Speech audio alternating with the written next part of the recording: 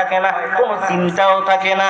শুধু এখানেই শেষ না, আল্লাহ আবার ঘোষণা দিয়া কয়, আমার কাছে সব মানুষের সম্মান নাই, সম্মান আছে তো কার আছে? কয় যেই বান্দাটার মুত্তাকি তার সম্মান আছে। মুত্তাকি বান্দার কি আছে? সম্মান আল্লাহর কাছে। কার কাছে?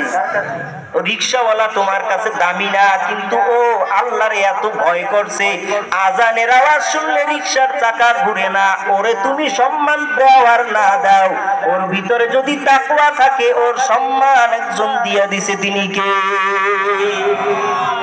কে দিছে সম্মান?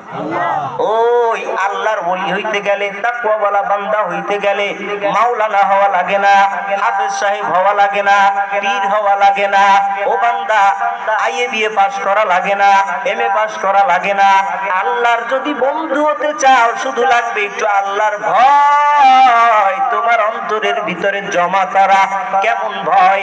এবার আবু হুরায়রা রাদিয়াল্লাহু তাআলা আনহুকে প্রশ্ন করা হয়েছে, ও আবু হুরায়রা, আল্লাহর ভয় তো কেমন ভয় আল্লাহরে করব? তাকওয়াটা কেমনে আল্লাহরে দেখাইবো? এটা তো দেখানো যায় না। কেমনে আল্লাহ বুঝবে যে আমার তাকওয়া আছে? বোঝা লাগবে না? তাকওয়া যে আমার ভিতরে আছে এটা বুঝবেন কেমনে? তাকওয়া যে ভিতরে আছে এটা বুঝবেন কেমনে?